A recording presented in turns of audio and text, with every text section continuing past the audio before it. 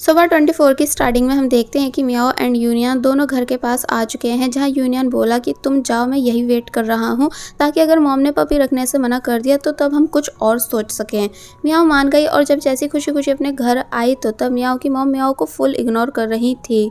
मियाओ समझ नहीं पाती कि आखिर ये ऐसा क्यों कर रही हैं, बट जब मॉम बैठती हैं और पूछती हैं कि क्या सच में तुम मुझे अपनी मॉम समझती हो, अगर हाँ तो तुमने क्या सोच कर, यानी मुझे बिना बताए मेजर चेंज करा कैसे लिया, और अब विदाउट परमिशन तुम एक डॉग को घर ले आई हो।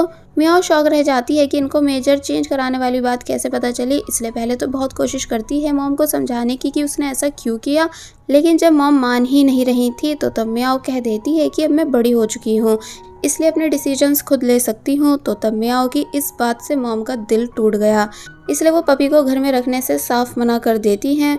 जिसके बाद जब जैसी मियाओ उदास होकर बाहर आई तो तब यूनियन कहता है कि कोई बात नहीं, यानी उदास मत हो, मैं कुछ और सोचता हूँ। और फिर तभी सीन कट होता है, जिसके बाद अब हमें दिखाया गया कि ये दोनों लाइट हाउस में हैं, यानी अब ये पपी को यहीं रखने वाले हैं। लेकिन मियाओ अब भी सैड नजर आ रही थी। यूनियन पूछता है कि क्या तुम्हारी मॉम से कुछ बात हो गई है, तो तब मियाओ ने सब बताया कि हाँ, मॉम को मेरे मेजर चेंज कराने वाली बात पता चल चुकी है, क्योंकि ये काम मैंने छुपकर कराया था। तो तब यूनियन हंसने लगा कि इसका मतलब मेरी तरह तुमने भी छुपकर मेजर चेंज कराया था। मगर फिर बाद में मियाओ को एडवाइस देने लगता है कि तुम्हें मॉम से बैठकर बात करनी चाहिए, यानी उन्हें सब समझाना चाहिए कि तुमने आखिर ऐसा क्यों किया। तो तब मियाओ मान गई और फिर तभी थोड़ी बहुत देर के बाद उठी और यूनियन की शैडो को देखते हुए उससे खेलने लग जाती है, यानी कभी यूनियन के फॉरहेड को टच कर रही थी तो कभी नोज को। यूनियन ने भी ये सब देख लिया, इसलिए जब पूछता है कि तुम ये क्या कर रही हो, तो तब मियाओ बहाने बनाने लगती है। और वही मियाओ के घर पर मियाओ की मॉम परेशान है कि आखिर मियाओ अभी तक आई क्यों नहीं, कितनी रात हो चुकी है। तो तब मियाओ कहती है कि मॉम आप फिक्र मत करो, वो अपने किसी फ्रेंड के साथ गई हैं, इसलिए जल्दी वापस आ जाएंगी। मॉम शॉक रह गई कि क्या अपने किसी फ्रेंड के साथ, इसका मतलब मियाओ ने बॉयफ्रेंड भी बना लिया है और मुझे इस बारे में बिल्कुल नहीं बताया। तो तब मियाओ बताने लगती है कि वैसे वो लड़का है कौन, यानी जहाँ सिस्टर पहले पेंटिंग सीखने जाती थी उन्हीं टीचर का बेटा है। तो तब मॉम और ज्यादा शॉक रह गई कि इसका मतलब इन दोनों की लव स्टोरी कॉलेज से पहले ही स्टार्ट हो चुकी थी, लेकिन मियाओ ने मुझे बिल्कुल भी नहीं बताया। कि तभी फाइनली मियाओ वापस घर आ गई, जिसको देखकर मॉम ने फिर से मियाओ को इग्नोर करना स्टार्ट कर दिया। तो तब मियाओ ने काफी प्यार से अपनी मॉम को सब समझाया कि आखिर उसने मेजर चेंज क्यों कराया है, यानी सिर्फ अपने ड्रीम्स को पूरा करने के लिए, ना कि आपको दुख पहुंचाने के लिए। तो तब मॉम थोड़ा बहुत शांत हो गई, यानी उन्होंने मियाओ को माफ़ कर दिया था, लेकिन बस वो अभी बात नहीं कर रही हैं।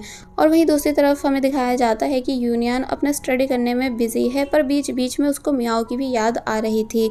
तो वहीं काइतो भी घर वापस आ गया, जहां उसकी मॉम उससे काफ़ी सारे क्वेश्चंस करने लगी, लेकिन वो किसी भी बात का जवाब नहीं दे रहा था, क्योंकि जब से काइतो ने अपने डैड को देखा है वो परेशान है। इसलिए कोशिश करता भी है कि अपनी मॉम से इस बारे में पूछे कि क्या उन्हें डैड के बारे में पता है कि वो वापस आ चुके हैं, लेकिन वो उनसे कुछ भी पूछ नहीं पाया। जिसके बाद अब हमें मियाओ को दिखाया गया है, जो कि उसी शर्ट को रेडी कर रही है जो कि वो यूनियन के लिए बना रही है। कि तभी उसे काइतो की कॉल आई, जो कि बाहर बुला रहा है, इसलिए मियाओ जाने लगी। तो तब मियाओ की सिस्टर एंड मॉम ये दोनों मियाओ को जाते हुए देखती हैं कि आखिर वो किस लड़के के साथ जा रही है। और फिर जब जैसी मियाओ ने भी इन दोनों को देखा तो तब ये दोनों जल्दी से पीछे होकर छुप जाती हैं। या बताती है कि वैसे ये वो लड़का नहीं है जो सुबह सिस्टर के साथ गया था, बल्कि ये तो मिस्टर लिंग का दूसरा बेटा है। तो तब मॉम कुछ सोचने लग जाती हैं कि कहीं इन सभी के बीच लव ट्रायंगल तो नहीं चल रहा। जिसके बाद अब हम काइतो और मियाओ को साथ में बात करते हुए देखते हैं। मियाओ पूछती है कि क्या हुआ, यानी तुम्हें क्या बात करनी थी। तो तब काइतो सब बता देता है कि मेरे डैड वापस आ चुके हैं, जो कि वही हैं जिनकी कल तुम कंप्लेंट करने वाली थी पार्सल खराब आने पर। तो ये सुन मियाओ शॉक रह गई। काइतो ने काफी देर तक तो पहले अपना दुख बताया कि वो कब से अपने डैड के वापस आने का वेट कर रहा था, और अब जब वो आ चुके हैं तो तब वो उसे फुल इग्नोर कर रहे हैं। इसलिए मियाओ से रिक्वेस्ट करने लगा कि तुम प्लीज मेरे डैड को पार्सल रिटर्न करने के बहाने उस लोकेशन पे बुलाओ जो मैं तुम्हें बताऊंगा। तो तब मियाओ इस बात के लिए मान जाती है और फिर तभी काइतो के फादर को कॉल करके सब बता देती है कि मुझे पार्सल रिटर्न कराना है, इसलिए आप प्लीज इस एड्रेस पर मिल जाना, यानी यूनिवर्सिटी के बाहर ही। तो ये सुन वो मान गए। जिसके बाद अब हम नेक्स्ट डे का सीन देखते हैं, जहाँ मियाओ लाइट हाउस में यूनियन से मिलने आई, जहाँ यूनियन पपी के लिए हाउस रेडी कर रहा था। मियाओ यूनियन को शर्ट गिफ्ट करती है, ये बताकर कि इसे मैंने आपके लिए बनाया है, आई होप आपको ये पसंद आएगी। तो तब यूनियन खुश हो गया एंड बोला कि हाँ, मुझे ये बहुत ही ज्यादा पसंद आई है। मियाओ भी खुश होने लगी होगी, लेकिन जब पूछती है कि वैसे दूसरा वाला यूनियन कहाँ है, यानी कि मेरा पपी, तो तब यूनियन कहता है कि क्या वो तुम्हारे साथ नहीं था, यानी मुझे लगा कि उसको मॉर्निंग में तुम अपने साथ ले गई हो। मियाओ बताती है कि नहीं, ऐसा तो कुछ नहीं है। तो तब ये दोनों समझ गए कि पपी मिसिंग है, इसलिए अलग अलग जगह उसको ढूंढने निकल गए।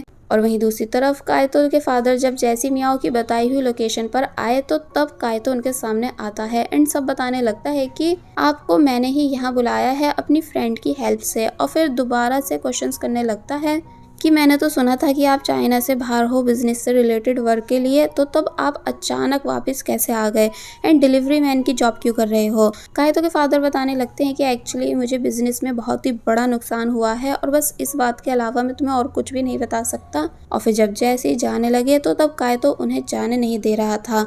दोनों के बीच काफी देर तक आर्ग्यूमेंट हुई, जिस चक्कर में गलती से फादर नीचे लेक में गिर गए।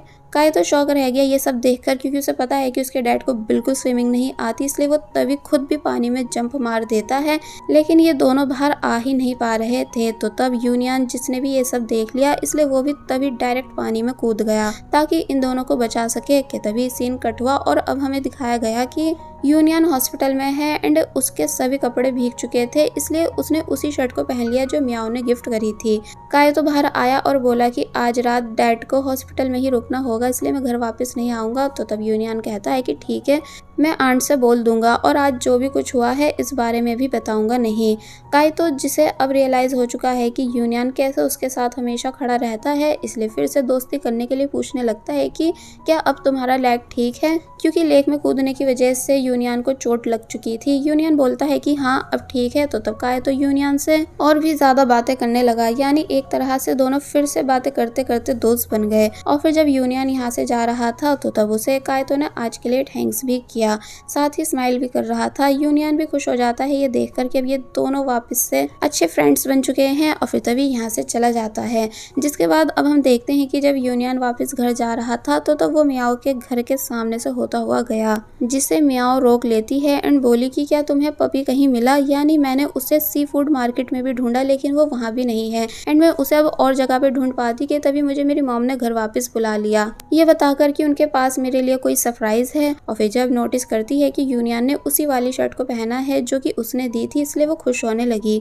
यूनियन बताता है कि हाँ मैं किसी वजह से भीग गया था, इसलिए मैंने शर्ट को चेंज कर लिया। कि तभी पीछे से मियाओ की मॉम और मियाओ की सिस्टर पपी को लेकर आने लगती हैं। इसका मतलब ये इनके पास था, जिसको उन्होंने एक्सेप्ट भी कर लिया है, यानी अब ये मियाओ के घर में ही रहेगा। बट उसने सेम उसी क्लॉथ के कपड़े पहन रखे थे जो कि यूनियन के भी हैं, इसलिए यूनियन सरप्राइज रह जाता है इस चीज को नोटिस करके। और फिर जब घर के अंदर आया तो पता चला कि मियाओ के घर की काफी सारी चीजें उसी क्लॉथ से बनी हुई थी, यानी table cover, curtains, border, dustbin के कवर्स जो कि याओ लेकर आ रही है, और यहाँ तक कि मॉम का एप्रन भी। मियाओ यूनियन से सॉरी करने लगती है कि एक्चुअली मुझे बिना बताए मॉम ने मेरे क्लॉथ को यूज कर लिया है और घर की कई सारी चीजों का सामान बना दिया है, इसलिए प्लीज तुम माइंड मत करना। तो वहीं मॉम यूनियन को लंच के लिए रोक रही थी, लेकिन यूनियन रुकता नहीं है बिकॉज अब उसे बहुत ही अजीब लग रहा था, यानी एक वो स्पेशल लुक वाली बात नहीं आ रही थी, इसलिए एक्सक्यूज देने लगता है जाने के लिए। और फिर तभी यहाँ से चला गया। याओ अपनी मॉम से कहती है कि वैसे ब्रदर इन लो काफी ज्यादा शाय है। तो वही मॉम भी कहने लगी कि हाँ पर कैसा भी है मेरा सन इन लो बहुत ही बढ़िया है। तो ये सुन मियाओ पूछने लग जाती है कि एक मिनट, आप दोनों का इन बातों से क्या मतलब,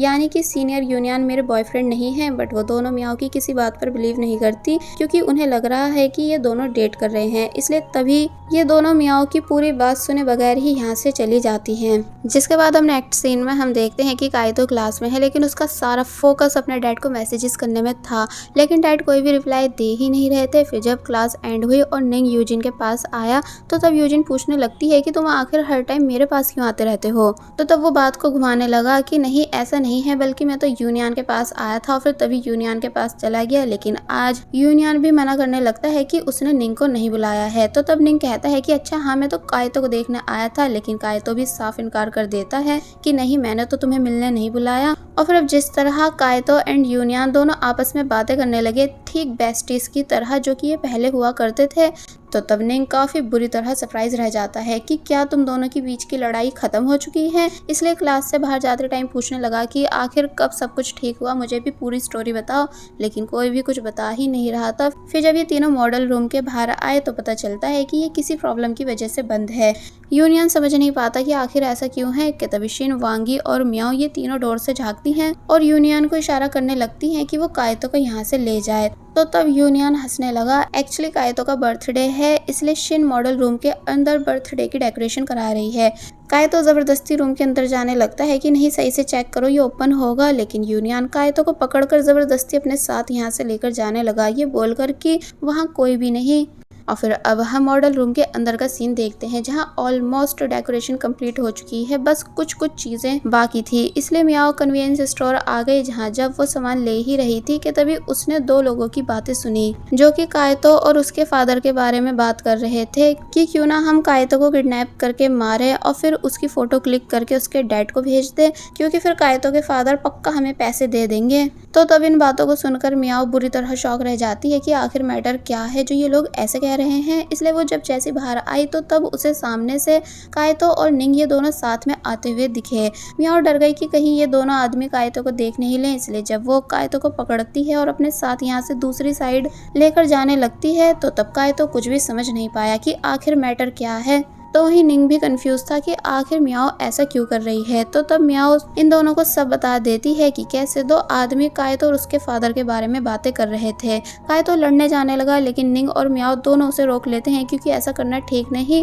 तो तब वो कहता है कि चलो तो फिर बस मुझे उन दोनों को देखने दो कि आखिर वो दोनों आदमी है कौन। इसलिए जब ये तीनों एक साथ कन्वीनियंस स्टोर आए तो पता चला कि वो दोनों आदमी यहाँ से जा चुके हैं। कायतो मियाओ से बोलता है कि तुम फिलहाल इस बात को सीक्रेट रखना, यानी शिन को तो बिल्कुल मत बता देना, वरना वो मेरी मॉम को सब बता देगी और बात को बड़ा करेगी। तो तब मियाओ कहती है कि ठीक है, मैं शिन को कुछ नहीं बताऊंगी। और बस फिर इसी सीन के साथ पार्ट 24 यहीं पर एंड हो जाता है।